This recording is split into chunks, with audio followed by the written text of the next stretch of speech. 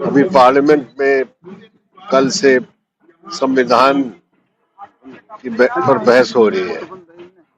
संविधान का 75 साल के वर्षगांठ के अवसर पर पार्लियामेंट में संविधान पर जो चर्चा चल रही है उसमें तो मोदी सरकार और भारतीय जनता पार्टी के सांसद इसी बात को दोहरा रहे हैं कि हम संविधान की रक्षा करेंगे, लेकिन जो काम मोदी सरकार कर रही है वो संविधान को की रक्षा नहीं, संविधान को बदलने के लिए कदम उठा रहे हैं। कल ही उन्होंने फैसला किया है कि एक देश एक चुनाव, वन नेशन वन इलेक्शन प्रणाली को ले आने के लिए संविधान में संशोधन ले आएंगे और वो संशोधन का विधेयक मेरे ख्याल में 18 तारीख को पार्लियामेंट में पेश करेंगे। संविधान का संशोधन का मतलब क्या है? ऐसे संशोधन किया जा रहा है जिससे हमारे देश में जो संघवादी ढांचा है, फेडरल स्ट्रक्चर है, उस पर हमला है। लोकसभा और विधानसभा के चुनावों को एक साथ करने के लिए अभी जो संविधान में प्रावधान है कि विधानसभा का कार्यकाल चुनाव के बाद 5 साल का कार्यकाल होता है। अभी संविधान में संशोधन इस तरह ले आया जा रहा है कि ये कार्यकाल 5 साल का परमानेंट नहीं रहेगा, उसको बदला जा सकता है, उसको कम भी किया जा सकता है, 3 साल या 4 साल भी किया जा सकता है। तो ये हमारे संसदीय प्रणाली की बुनियाद पर ही हमला है, क्योंकि अभी संविधान में ये अधिकार दिया गया है विधानसभा का कार्यकाल 5 साल का रहेगा। अभी एक चुनाव, एक देश एक चुनाव प्रणाली के नाम पर लोकसभा चुनाव और तमाम विधानसभा चुनावों को एक साथ चलाने के लिए, वो अलाइनमेंट करने के लिए अब कुछ विधानसभाओं के कार्यकाल 5 साल से 4 साल कर देगा या 3 साल कर देगा, ताकि दोनों साथ साथ लोकसभा के चुनाव और विधानसभा के चुनाव हो। और दूसरी बात यह है कि अभी क्या है, अभी सिस्टम क्या है, अगर किसी राज्य में वहां की राज्य सरकार विधानसभा में उनका बहुमत नष्ट हो जाता है तो वो इस्तीफा देते हैं और मध्यावधि चुनाव होता है। मध्यावधि चुनाव होने के बाद फिर 5 साल का टर्म होता है उनका विधानसभा का।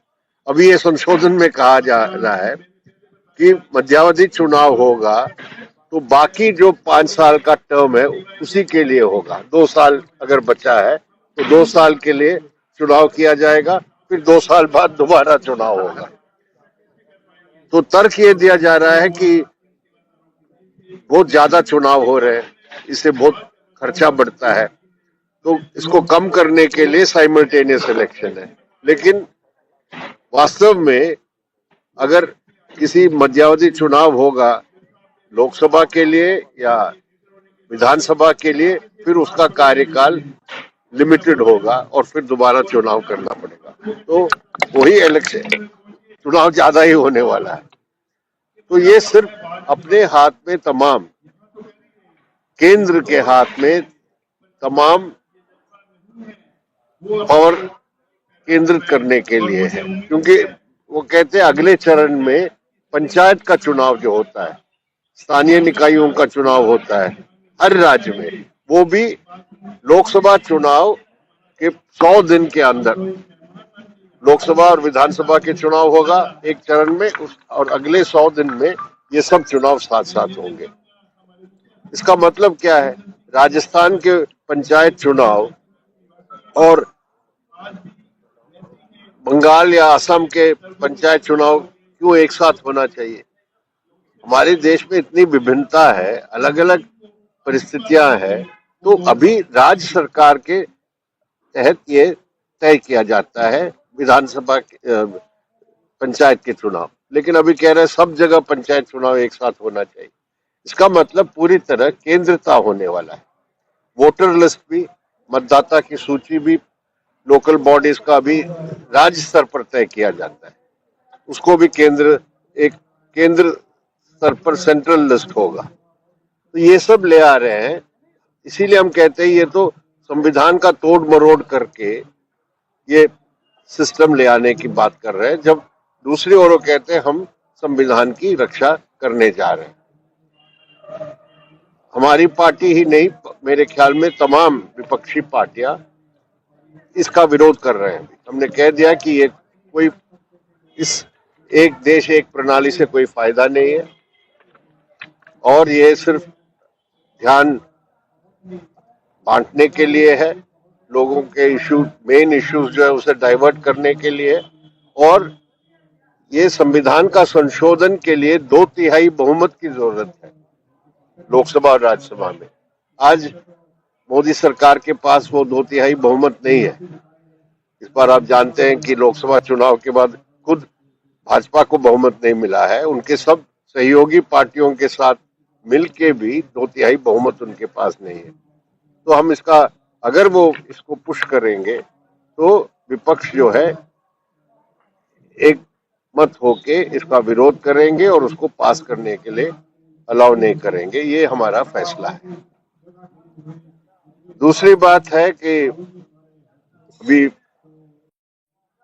सुनवाई होने वाला है कि आप जानते हैं कि जगह जगह पर धार्मिक स्थलों में उसका चरित्र क्या है, उसके मस्जिद के नीचे पहले मंदिर था या नहीं, इस तरह की याचिकाएं बहुत से अदालतों में पेश किया गया है और उस पर सुनवाई भी हुआ है।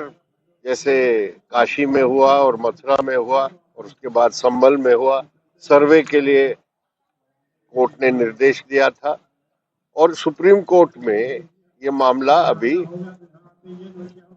दूसरे तरीके से आया है, क्योंकि उसके बाद अजमेर शरीफ के मामले में भी अजमेर में दरगाह के नीचे एक मंदिर था कह के एक पिटीशन कोर्ट में लगाया गया, सिविल कोर्ट में, उस पर भी कोर्ट ने नोटिस भी दिया है। तो सुप्रीम कोर्ट में इसके पहले ही कुछ पिटीशंस थे, याचिका थे।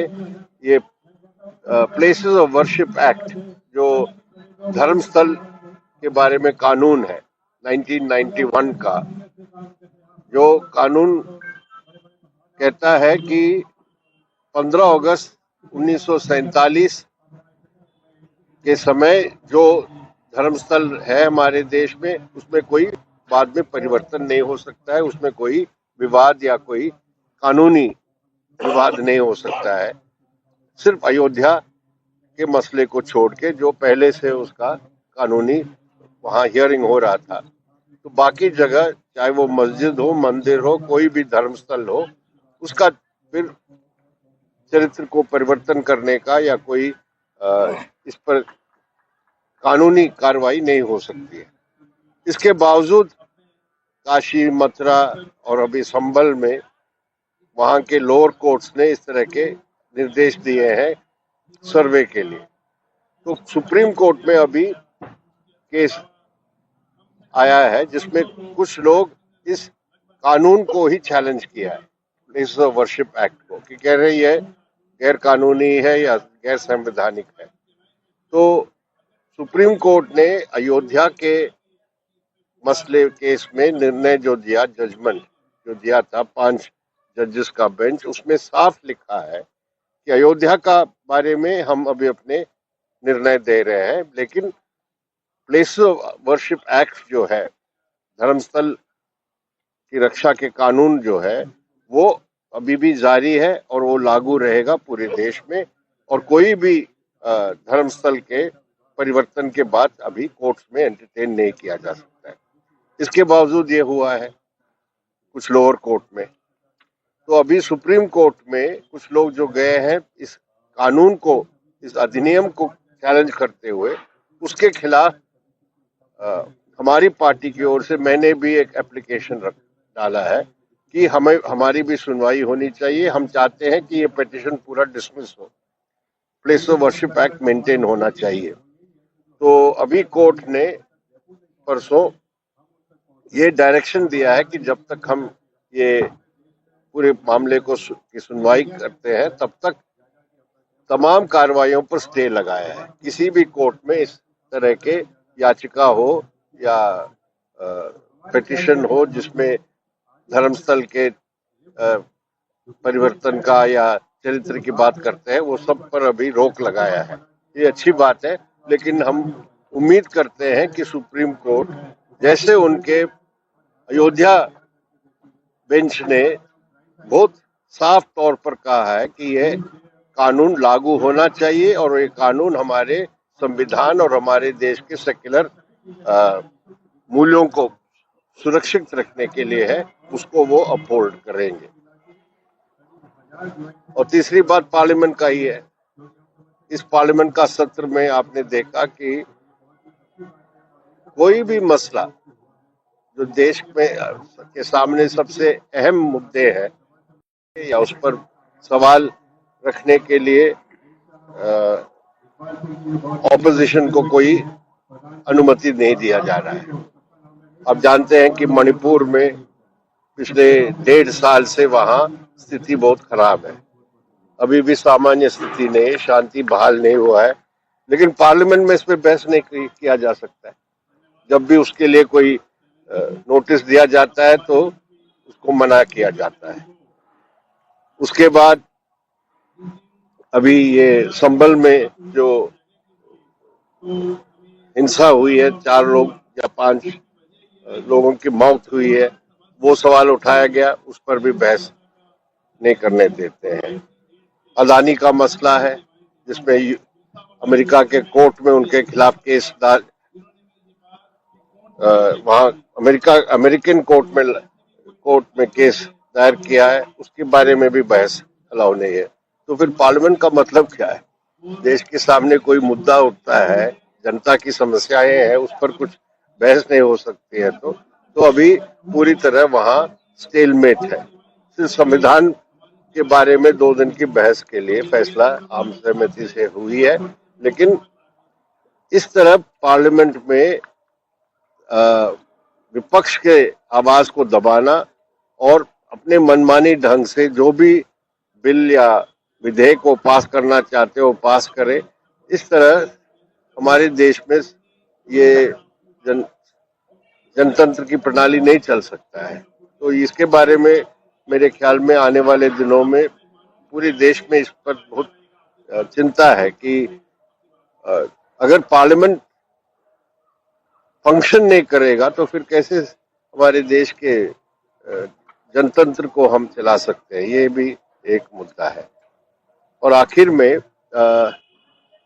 आप जानते हैं कि कुछ किसान संगठन ने फैसला किया था कि वो दिल्ली के लिए मार्च करेंगे और उन्होंने टोकन प्रतीकात्मक तरीके से 101 किसानों के मार्च शुरू किया था। सिर्फ 100 लोग थे उसमें, उस पर भी रोक लगाया गया है। शंभू बॉर्डर में अभी इतने दिन से वो बैठे हैं, वहां पड़े हैं, और कल भी उन पर टेयर गैस लाठीचार्ज हुआ है जब वो मार्च करने की कोशिश की।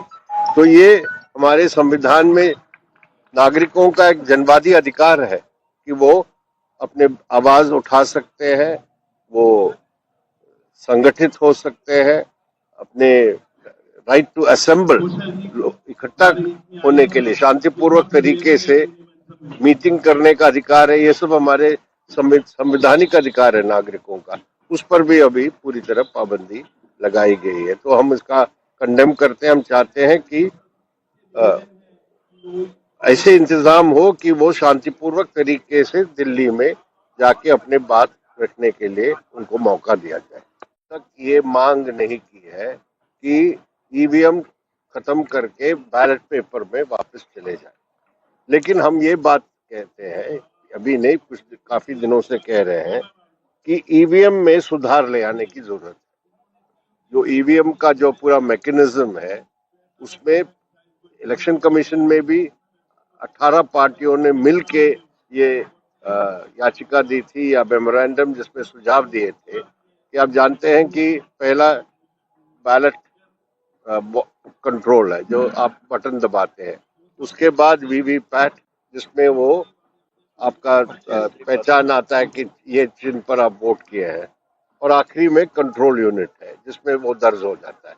हमारा कहना है कि वीवीपैट आखिरी स्टेज में आना चाहिए, कंट्रोल यूनिट बीच में होना चाहिए, और तब वीवीपैट में आएगा। तो ये अभी हमें पता नहीं कंट्रोल यूनिट में क्या हो रहा है। एक दूसरा, जो ये हमारी मांग से घंटों भर हम इलेक्शन कमीशन में हम खुद गए थे बातचीत करने के लिए 10 साल पहले कि कुछ पेपर रिकॉर्ड होना चाहिए, तो वो वीवीपैट का सिस्टम अरेंज हुआ।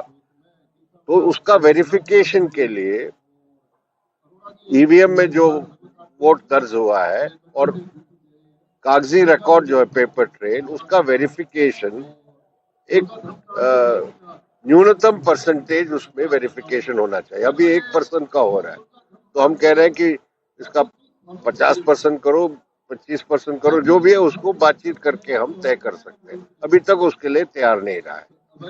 लेकिन इससे सबसे ज्यादा प्रॉब्लम अभी चुनाव आयोग के जो निष्पक्षता है और चुनाव आयोग की जो जिम्मेदारी है कि सबके लिए लेवल प्लेइंग फील्ड हो, वो नहीं लागू कर रहे हैं।